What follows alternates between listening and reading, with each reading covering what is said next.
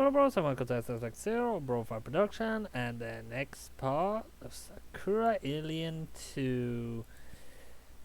Well, Hiyori finally appeared after a week of not knowing where the hell she was. Hold it, Ina, don't say another word, this is, that isn't why she's here. She isn't after you. This is all about me. You're standing in the entrance of Professor Kai's office, stooped over. One of her arms is outstretched and her fingers splayed, while her other is clenched at her front. Her face is flushed, presumably from the exertion of running, and her hair looks rumpled. The hem of Hiyori's coat billows around her skirt, which further adds to the drama of the scene. It looks almost like a shot from a movie. Hiyori?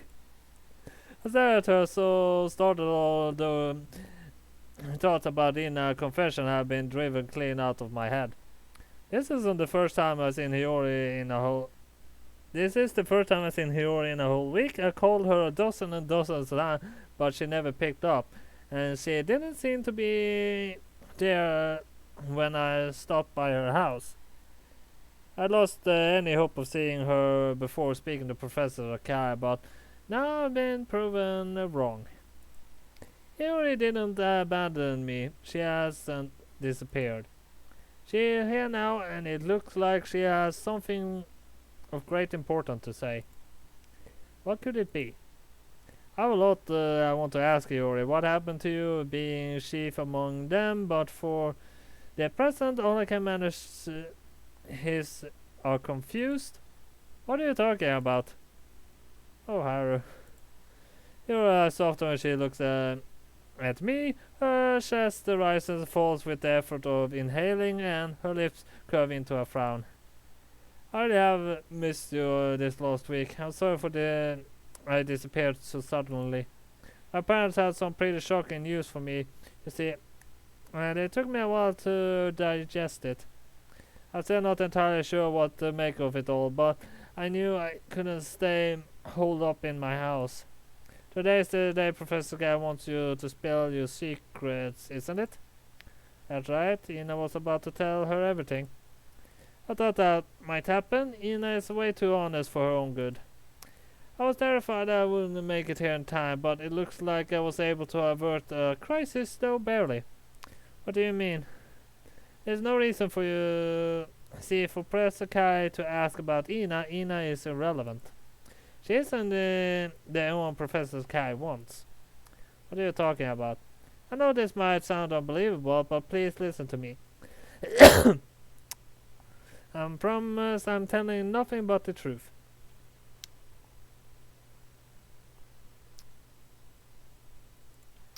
You see, the thing is, yours says a professor, her expression of desperation as she cries, I'm the person you were sent here to find. Haru and Ina both call me Hiyori, but that isn't my real name. That was just my name my Earth parents gave me after they adopted me. The name my real parents gave me is Vesper, and I'm Myra's missing princess. What? Silence sounds following Hiyori's incredible, seemingly impossible announcement.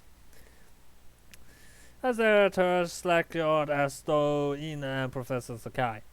I don't think any of this expected this. Excuse me, but Professor Sakai is the first to speak up. She crosses her slender leg over the other hand with the narrowed eyes says, what exactly are you talking about?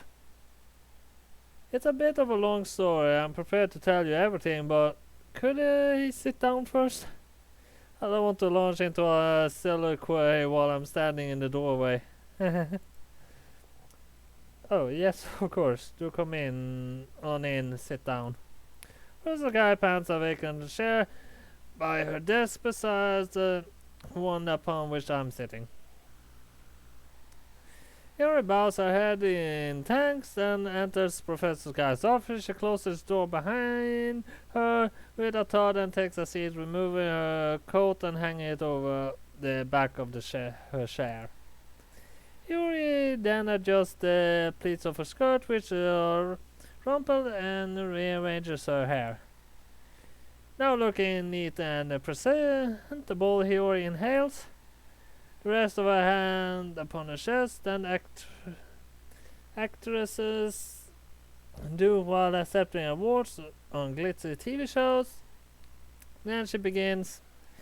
Everything is as I said. I'm an alien princess. Was born on the planet Myra.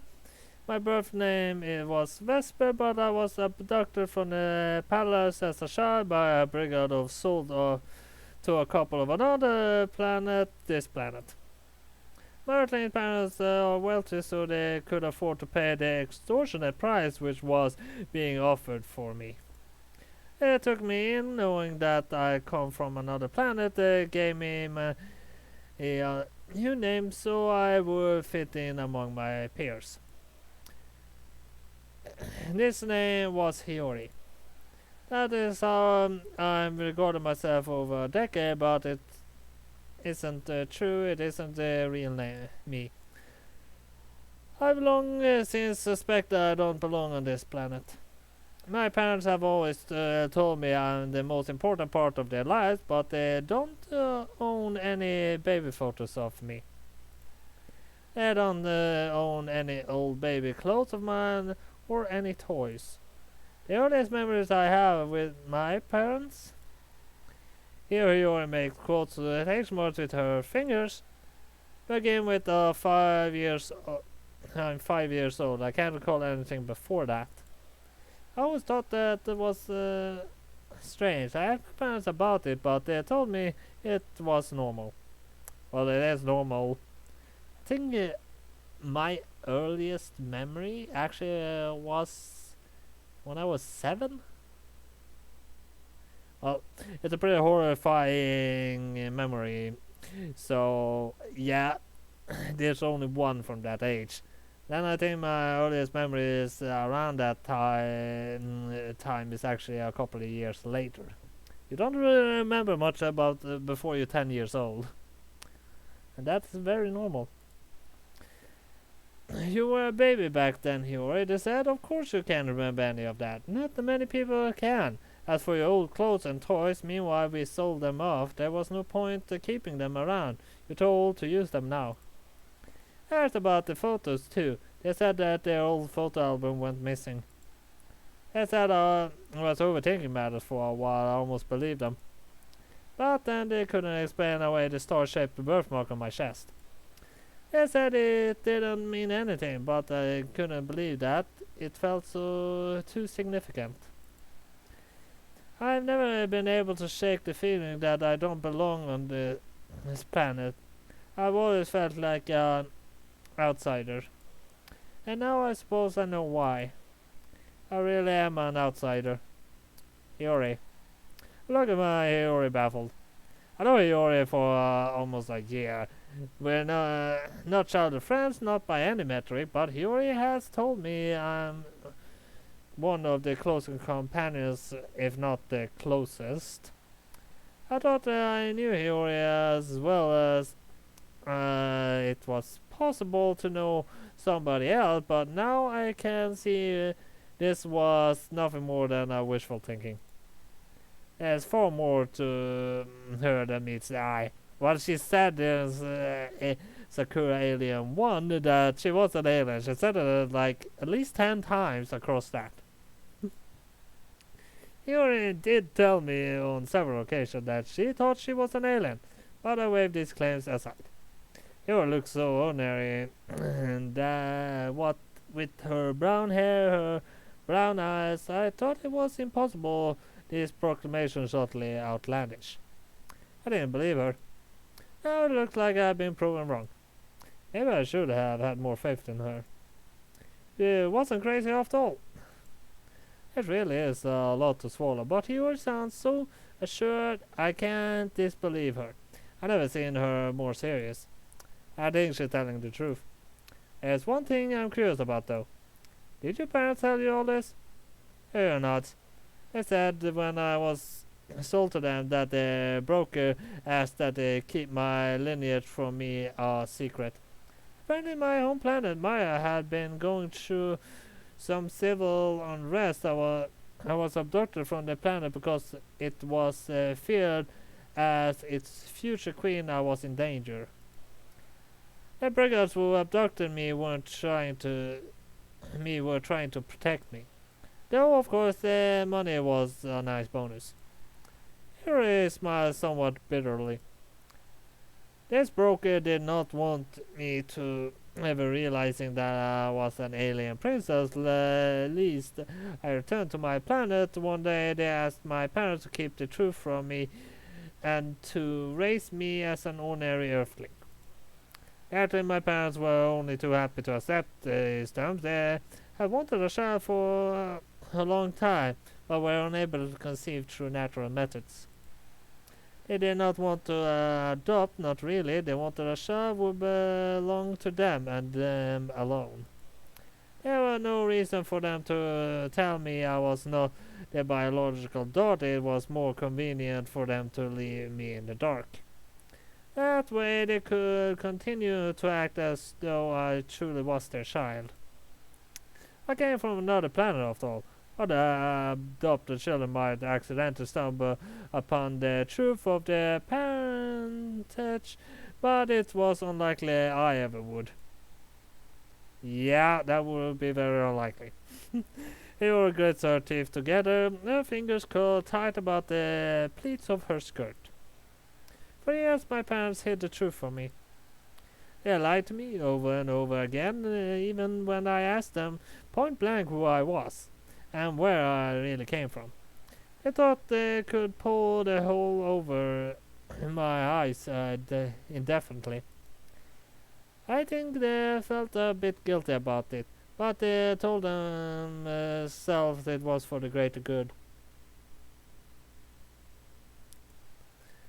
They believed, at least I think they did, that they were protecting me.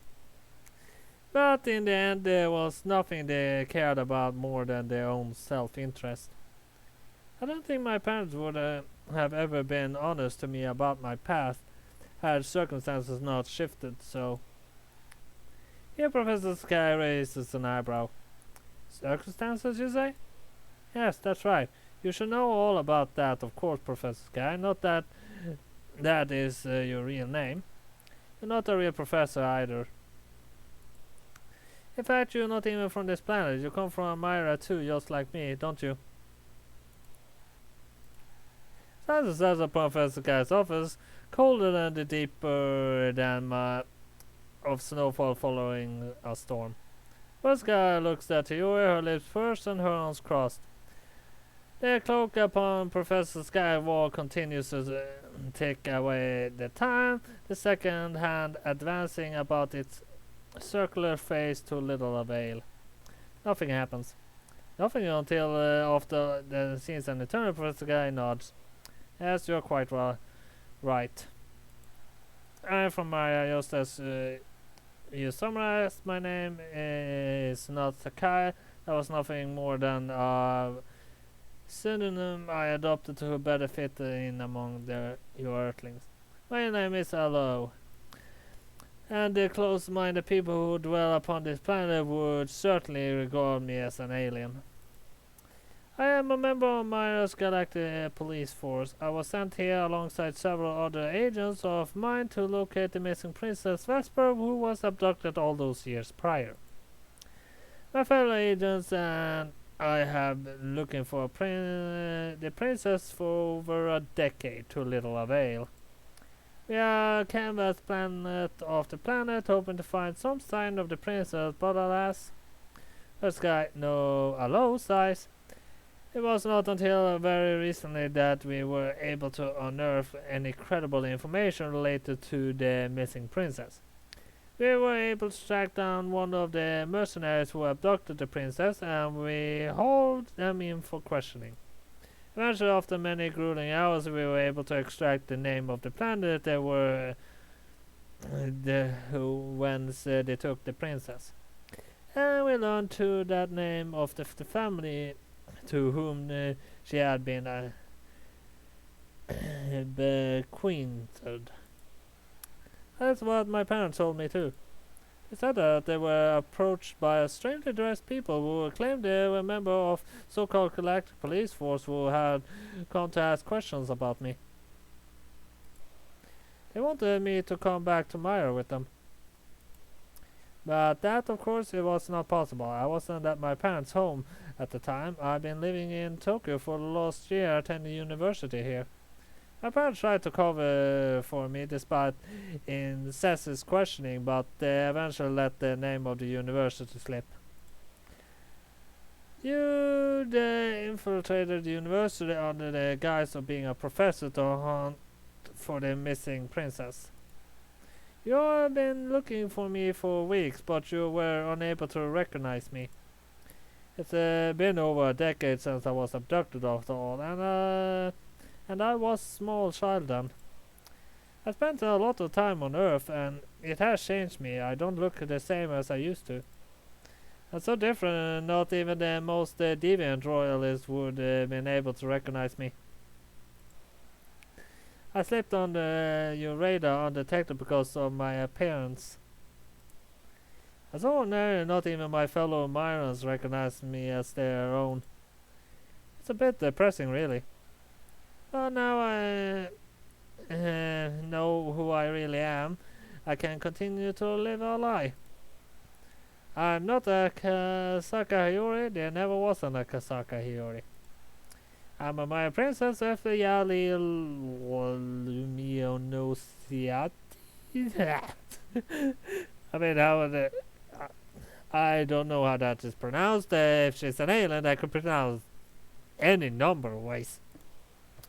My parents, knowing that you were looking for me, told me everything. They confessed, and I can see no reason why they would lie to me. This is who I am. Hero grips the front of the sweater with her right hand, fingers curling against the soft fabric. And I'm the one who you've been looking for. I'm the one you want. If you need any further proof, then just look at this. Hero grips the neckline of her sweater in one hand and pulls it down to reveal her cleavage. Her chest is pushed together, owning to the position of her arms, but this isn't enough of a sophisticated key point of interest position above her right breast. I stare at it, as does Aloe. Goodness me. Aloe exhales, her voice soft with wonder. I must admit, I had some doubts when you heard your story, but now there can be no question of it. You really must be the missing princess. I would recognize that distinctive birthmark anywhere. Yuri might be pulling her sweater down, but there isn't imploring Aloe to look at her bosom, which, if I might add, is very impressive. She is instead drawing attention to her distinctive star-shaped mole, which under normal circumstances would be hidden beneath her clothes. Yuri showed the birthmark to me once, too, not so very long ago. It was because of that mark that Hiyori was convinced from a young age that she was an extraterrestrial.